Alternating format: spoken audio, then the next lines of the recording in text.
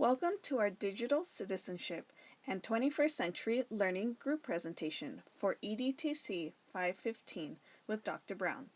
This presentation will provide an overview of what is considered good digital citizenship in the 21st century. So, what is digital citizenship? Digital citizenship, also known and referred to by some as digital wellness or digital ethics, can be defined as someone who uses technology appropriately and responsibly in a society full of technology. The way we act and present ourselves online constitutes how the rest of the world views us. We understand the rules and risks that come with entering and participating in the online world. Before the digital era, schools focused on teaching traits and characteristics that made a person a good citizen in our society, which involved having students think about making decisions and taking responsibility for things that could affect their immediate lives. Now that we understand a little more, let's look at the differences and similarities between a good citizen and a good digital citizen. We could define a good citizen as being composed of 5 key points, such as being honest, compassionate, respectful, responsible, and courageous. First of all, honesty is the basic theme of a good citizen. A person must be honest with others, with him or herself, in order to be a good citizen. The second point is compassion, and compassion is the emotion of caring for people and other living things. Respect is similar to compassion, but different in some ways. An important aspect of respect is self-respect, where, on the other hand, compassion is directed towards others. Respect is also directed towards inanimate things or ideas, as well as towards people. Out of honesty and compassion, and also respect, comes responsibility, which includes both private, personal, and public responsibility. Responsibility is about the action that one takes. And finally, courage is also important to a good citizen. Having courage enables people to do the right thing even when it's unpopular, difficult, or even dangerous.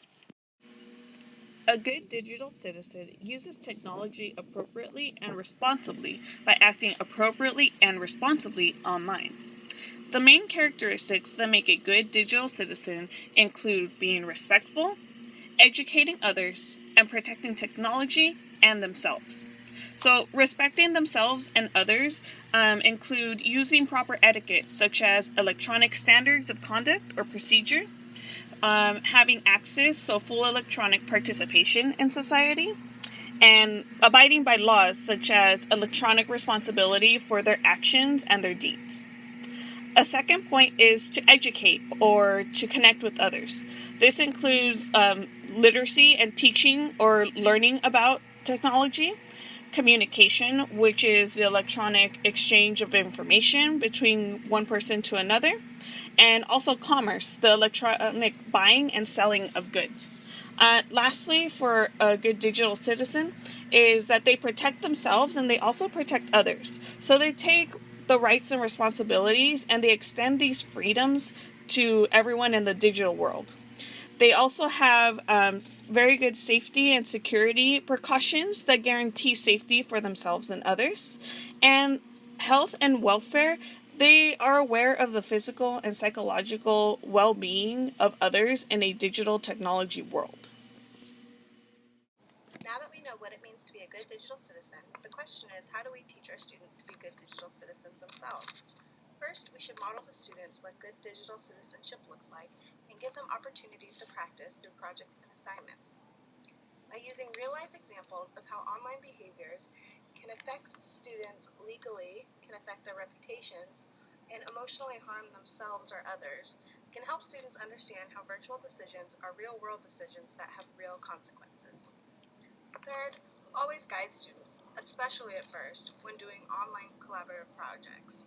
This will ensure that they're being both productive and responsible in their online work. Fourth, encourage students to unplug from time to time. Just like an athlete needs rest to run a good race, a good digital citizen needs time away from technology and electronics to maintain their stellar digital citizenship. Part of teaching students how to be good digital citizens is anticipating potential problems and facing them head-on with precautionary measures. First, and perhaps the most important precautionary step, is to start teaching students about digital citizenship before problems arise, and before extensive online work is done in the classroom. Set and maintain high standards for students' online work. If we only ask the bare minimum of students, they may fall short. If we maintain high standards, even their mistakes and missteps will not be as harmful. We should always provide a structured environment when working with students online. Don't just set students loose when doing online work. Provide structure where students can understand assignments, expectations, and are held accountable for their work. How does one protect his or her privacy? There was a study that showed that people's privacy and trust are based on situation level. If there is a high trust, then it compensates for low privacy and vice versa. There was evidence found that though users expressed an attitude of wanting privacy protection, but their behavior did not correspond to this. There's evidence that people do not read privacy policies and or if they do read them, they do not fully understand them. Individuals are willing to share their information when they hold a relationship with someone. If a person knows a recipient, then they would be more willing to share about themselves. The amount of trust someone holds either within a private or public setting will determine if one shares personal information with others. The fact of being concerned about privacy did not influence how a specific related situation is viewed. Now, what are the problems and challenges encountered today online by our students? There is a concern found with youth using social media negatively as they engage in reckless and unsafe behaviors that lead them to disregard their online privacy or safety. Older teens have expressed concern about their online privacy and are not comfortable with unintended audiences viewing their personal information. They experience a struggle with balance as they feel tension to share personal information with friends. There is also a significant amount of modern youth culture that takes place in network environments. Common risk reduction behaviors that they can do include restricting the information shared, using aliases, and encoding messages. It was found that school curricula expressing online safety was boring, ineffective, and repetitive to them. Teachers also used the scare tactics and negatively portrayed social media as techno-panic. Because of this, it is advised that teachers, parents, and other adults should frame online safety education in positive terms, encouraging teens to be thoughtful, reflective social media users and to judge the possible benefits and harms of use. So now we will turn our attention to the framework for 21st century learning. And this is coming from the Partnership for 21st Century Learning. And we'll mostly be focusing on the skills that students should be learning. And that is at the top of this graphic on the slide that you see here. So we'll be looking at life and career skills, learning and innovation skills, information, media, and technology skills, as well as just the key subjects that students will already be learning aside from 21st century learning.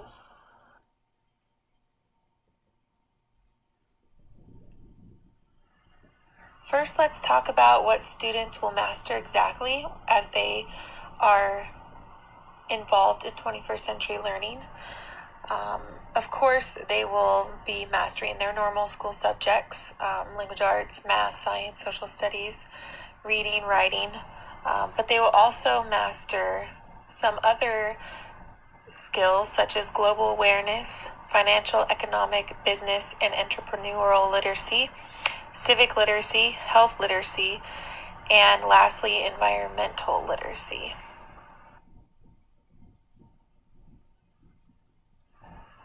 These are the 4 C's of the framework under learning and innovation skills. So students will be learning different skills such as creativity and innovation, critical thinking and problem solving, communication, And of course, the big one in 21st century learning, collaboration. So students will be learning all of these every day in a 21st century learning environment. And they are all very useful skills for the present and the future for the students.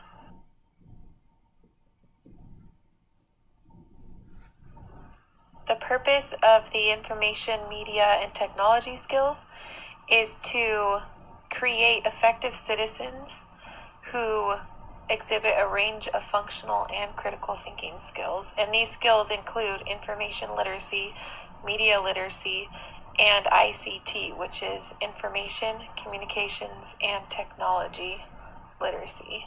So these three skills really help students learn to live in a technology and media-driven world where they have access to an abundance of information. Their technology is always changing, and they need to have the ability to go along with that change and collaborate with other people in their lives.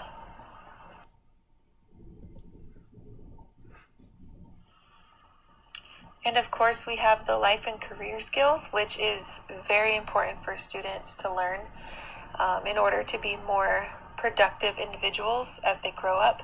So these skills include flexibility and adaptability, initiative and self-direction, social and cross-cultural skills, productivity and accountability, and lastly, leadership and responsibility. And I think we can all agree that these are skills that every person needs to be a contributing member of society in their lives as well as in their careers.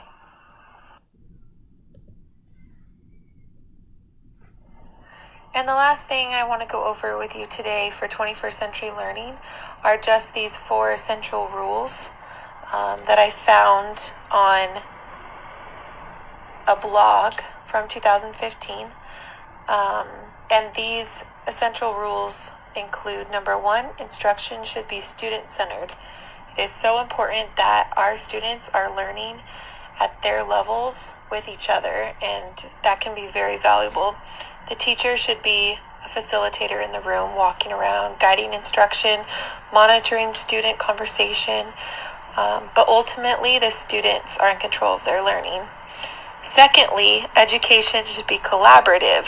Again, students need to be constantly working together, learning how to do that effectively, being positive, contributing to others' ideas, being supportive to one another. This really helps them learn how to be successful in a career later. Thirdly, learning should have context. We should always relate student learning to real life contexts. And students should be understanding that and being able to connect with it. It shouldn't just be a waste of time for them or busy work. It should be something that they can actually take with them for the long run. And then number 4, schools should be integrated with society. So the more integrated and connected to the society around them, the better for the students, the better for the school, the families. We could do this by bringing in authentic audiences when students are presenting projects. We can do this through technology. There's just a whole plethora of resources out there for us to be able to be successful facilitators at each of these essential rules.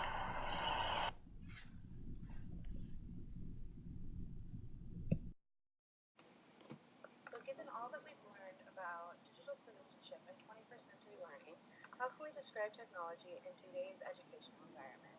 On the positive end, it can be engaging, collaborative, and innovative. On the negative end, it can be considered all-consuming, invasive, and distracting. In the end, it's all about how you use it. We want to enhance the positive qualities of using educational technology and minimize the negatives so that students can have a safe and engaging experience.